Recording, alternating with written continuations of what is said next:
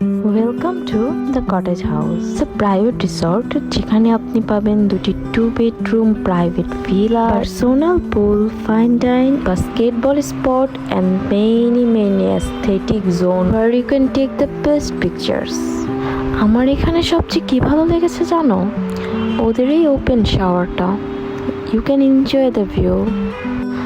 আমরা ঢাকার মধ্যে এত কাছে একটা রিসোর্ট ভাড়া করেছিলাম পার পারসন মাত্র 1300 টাকায়।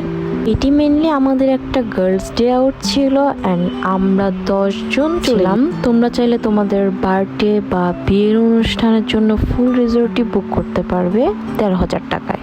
It was a hot summer day and আমরা ওয়েলকাম ড্রিঙ্ক সবাই পুলে নেমে পড়লাম and we enjoyed the best because it was totally private.